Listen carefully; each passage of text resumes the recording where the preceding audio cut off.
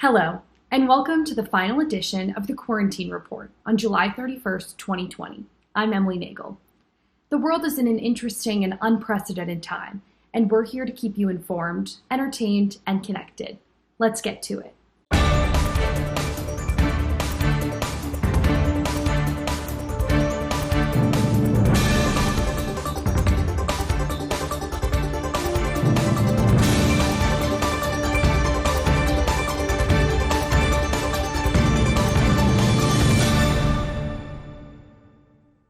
First, with breaking news. A 26-year-old man has been arrested as the suspect of a shooting, killing 3 men in Frostproof, Florida. The 3 men were followed and killed at a lake while on a fishing trip on Friday, July 17th. The suspect is identified as Tony Wiggins, who is facing first-degree murder charges, while the suspect's girlfriend and brother have also been arrested on charges of accessory after the fact of a capital felony. The suspect has a history of criminal charges and has a court appearance date on Thursday, July 23rd. The House of Representatives has approved legislation to remove statues of Confederates in the U.S. Capitol. The bill passed with a vote of 305 to 113. The same legislation calls to remove a bust of Roger B. Taney, who was the Chief Justice of the 1875 Dred Scott decision that claimed that Black people could not be citizens. Many sponsors of the bill said that this was an act to honor the passing of civil rights activist John Lewis, who died on July 17th from pancreatic cancer. One of the original Rosie the Riveters is producing handmade masks upon request. May Cryer is 94 years old and was considered to be an original Rosie the Riveter as a Boeing warplane factory worker during World War II. Wanting to perform her same efforts in a time of need, Cryer is sewing masks and sending them off to people. Just like the classic red polka dot bandana, Cryer makes her masks with the same print. The 94-year-old was talking about the mask making in an interview and said the infamous line, "We can do it." Now we'll head over to Liv with our coronavirus by the numbers update. Liv, what are the recent stats in our global pandemic? Thank you, Emily. And as this blazing summer continues on, we find that the pandemic is rising like its temperatures. I'm Liv Rugg, and this is Coronavirus by the Numbers, keeping you up to date on the increases in COVID-19 cases and how scientists around the world are trying to stop it.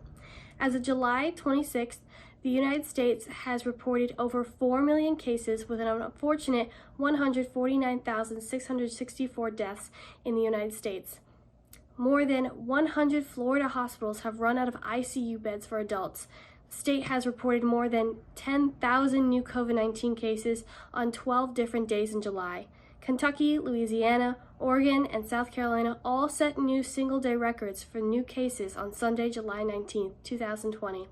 Ohio, Nebraska, Iowa, and 5 other states have seen their 7-day averages for daily new facilities rise by more than 40% in the past week.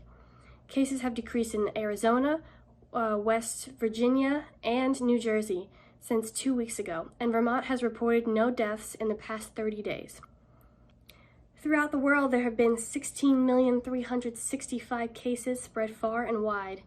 In positive news, researchers in Finland have just created a COVID-19 breathalyzer that is more efficient because of its almost immediate results of just 2 minutes. It's cheaper, more convenient, and a lot less painful than sticking a Q-tip to practically your brain. This takes away the days of waiting and even reduces spread by getting information quicker before spreading to others. Last Wednesday, the United States made a deal with Pfizer and BioNTech by paying them $1.95 billion to produce and deliver 10 million doses of their COVID-19 vaccine if proved safe and effective. The Department of Health and Human Services said the U.S. can acquire 500 million additional doses under the agreement.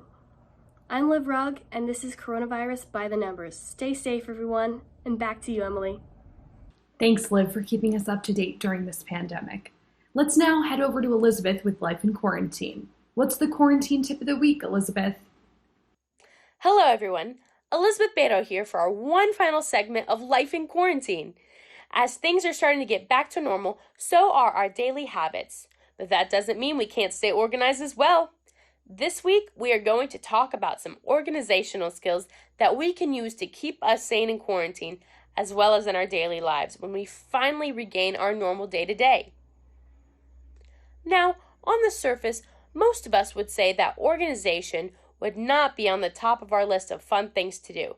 But did you know that creating organizational skills and habits can actually help us reduce stress and anxiety? The first thing I like to do before I start organizing is set a deadline to finish it so I don't start then give up halfway through.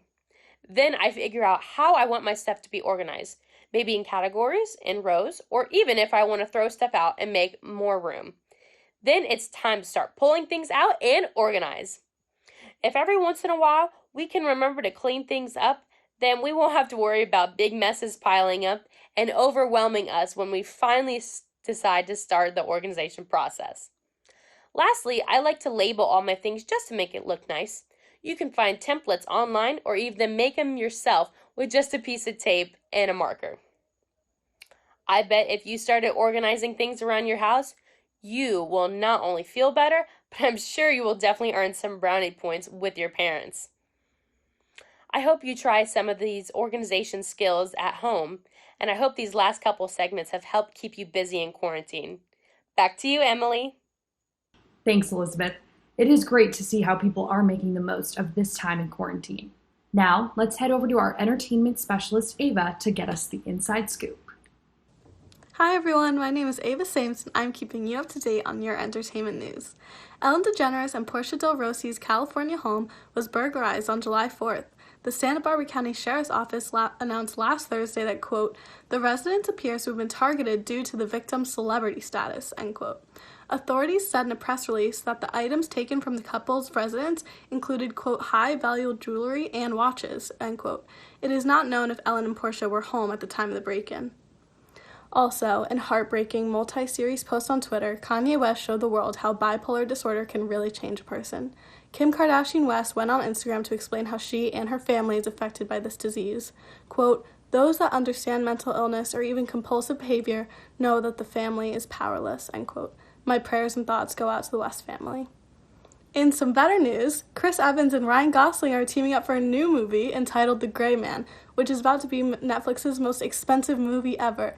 Anthony Russo tells Deadline, the movie is a real mano-a-mano between these two actors who represent two different versions of the CIA in what it can be and what it can do. The new movie is an adaptation of Mark Greaney's 2009 novel, so if you like to read the book before the movie comes out, now's the time to do it. I can't wait to see it.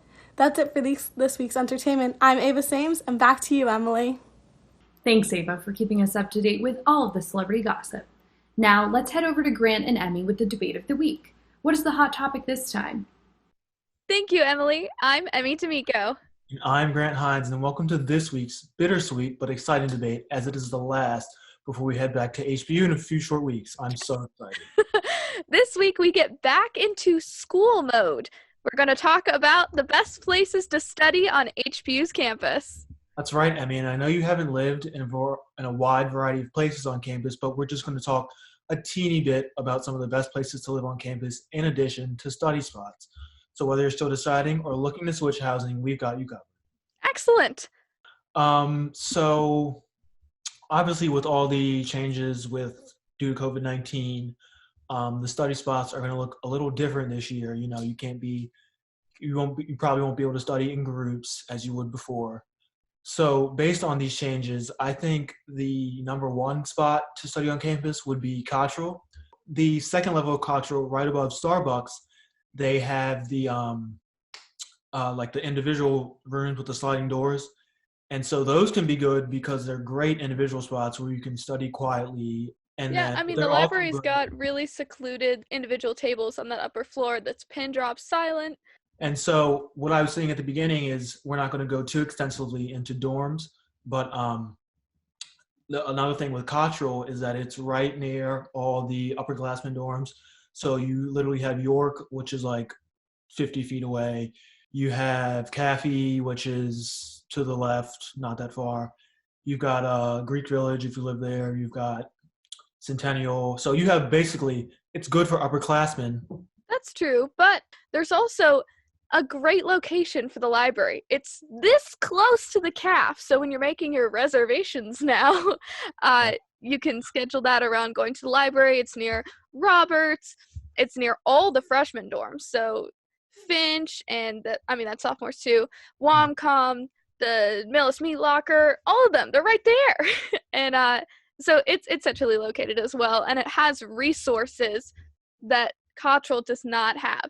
You can talk to real librarians. You can use double screens to research things. Like, you can go and use their monitors. You can use the print shop, the 3D printer, the button press, the sewing machine, the recording studio. None of that is available in Cottrell. Wannock has a library, a mini library. It's not as big as the Smith Library, the main library. But they have a mini library too, which is also in the vicinity of Cafe York, Greek Village, and Centennial Square. And they have librarians to help you, and printers, not 3D printers, and like all the wonderful resources that Smith Library has. But it's still a great place if you want to be in a library setting. As HPU students also know, it's all glass. I love like the new design of the building, the sleek design. It's kind of like a corporate setting. I think that it does help you prepare for the outside world, and that's a very HPU like mentality-wise. Everything's so beautiful, so you're not intimidated. HPU is always emphasizing real-world experiences. They want you to have all the real-world experience you can get before you. But I want to say about the library, it is inextricably linked to college life. And since college life and the college experience is going to look very different this year, it's really nice to have those footholds of, like, you think of college, you think of cafeterias and libraries and frat parties. Like, those are the things that make it part of the college experience. You're going to be in that pristine boardroom for the rest of your professional career if that's what you choose. But you'll never get to study in a library like that quite again and do your work and your progression in a facility that has almost limitless resources. Well, whichever person you agree with more, we hope that you are able to find a comfortable study spot and housing situation despite all of the changes that HPU has implemented due to COVID-19. And although being back on campus won't feel the same as before, the changes are the best so that we can get back to normal as soon as possible. So please remember to wear your mask, physically distance yourself from others, keep off-campus trips to a minimum, and wash your damn hands. For this week's debate, I'm Emmy D'Amico. And I'm Brent Hines, and thank you for letting us give you all the hot quarantine topics this summer on the Quarantine Report. Back to you, Emily. Thanks, Grant and Emmy, for chatting about the best study spots on campus. Let's see how sports is keeping up during the pandemic. For all the latest insights, here's Wendell. Thanks, Emily, and hello, ladies and gentlemen. My name is Wendell Eps, and I'll be giving you all this week's sports report. So many of America's major sports leagues are officially back up and running. Yes, this past week, the NBA had all 22 teams participating in various scrimmages, and we have now arrived at the ultimate destination, the regular season. Top players like LeBron James, Giannis Antetokounmpo, James Harden, and more are taking part in this resumed season. So you already know, it's going to be lit and legit. And remember, folks, you can head over to NBA.com to check the full exclusive schedule to see when and where you can watch the games, because a lot of them will be airing on national television channels, such as ESPN, TNT, and more, making them extremely accessible to see. In addition, the MLB and NHL have both resumed their seasons, and boy, oh boy, is it good to see both baseball and hockey back on our screens. Similar to the NBA, both of these leagues are also playing with no fans in attendance. The NHL is currently using Toronto and Edmonton as their two bubble cities, while the MLB is taking a different approach, rather playing games in each team's usual home ballparks. It was also recently announced that the NFL has canceled the entire 2020 preseason, and that masks will be required for any fans who choose to attend the games this coming year. So it seems like the NFL is taking a different approach, as the league actually plans on welcoming fans this season, which would make them the first major sports league in America to actually do so since the pandemic started. We know teams like the Jaguars and the Eagles have already said that no fans will be permitted at their games this year, so it'll be interesting to see if other teams actually follow the same route. Sports in general are unpredictable, ladies and gentlemen, so anything can change from now until then. Once again, my name is Wendell Epps, and that's all I have for this week's Sports Report. Now, let's send it back to Emily. Take care, guys, and stay safe. Peace. Thanks, Wendell, for that sports update. With all this grief and trouble in the world today, we must look towards hope and positivity. It's time to head over to Joe for this edition of Moments of Hope. Hey y'all, I'm Joe Moronsky here with your Moments of Hope. This summer has been tough, but it's important to remember that there is still good in this world, and you can always find a reason to smile. Here are some things which we hope will make you smile. Imagine this. You wake up at 4 a.m. You go to work on the back of a garbage truck. You come home, change, shower, and go to school. After school, you do homework, go to sleep, and repeat this. Now, would you believe me if I told you the kid who did this just got accepted to Harvard Law School? Well, his name is Rahan Stanton, and he did just that. After being rejected from every college he applied to, Stanton decided to begin working for a garbage company. Instead of being shamed for working there, his coworkers empowered him. He enrolled in Bowie State University and finished with a 4.0. He then transferred to the University of Maryland. Stanton struggled for a while due to family issues, but ended up finding a mentor. She helped him and raised $185,000 for him to go to law school. Well, when the day came, he opened his email and he was accepted to Harvard. And staffers at a zoo in England had an amazing surprise for their furry friends. Due to COVID-19, the penguins and many other animals weren't able to see humans. The staff noticed the toll this took on the animals, especially the penguins. With that, they decided to get these animals a small gift. The penguins now have a bubble machine, which they love. The zoo says not only do the bubbles keep them entertained, but keep their predatory instincts sharp.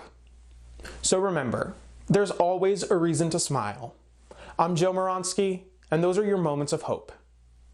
It is always fantastic to hear about the positive moments in our world. Thank you for sharing those stories with us today. Well, that is all we have for you today. Thank you for tuning in to the Quarantine Report's final episode and for keeping up throughout the summer. And on behalf of our whole team, I want to extend a huge shout out to everyone's hard work on this project this summer. And for one last time, we're here to keep you informed, entertained, and connected. This is Emily Nagel for the Quarantine Report. Have a great week.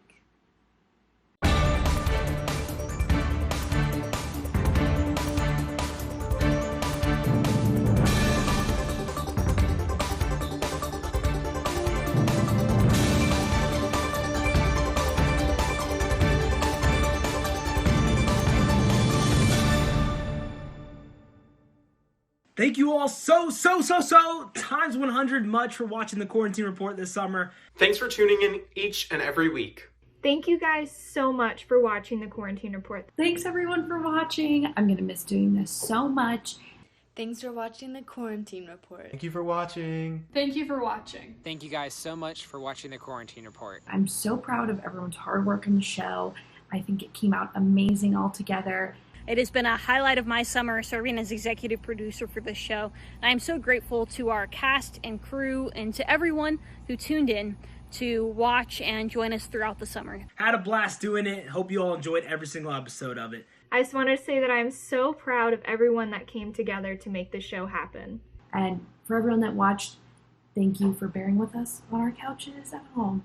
Thank you guys so much for watching the Quarantine Report this summer. I had so much fun being in the show and producing the show, and I really hope you guys enjoyed watching it as much as I did. Stay safe. Until next time, peace. Thank you. Thank you so much for your support. Bye.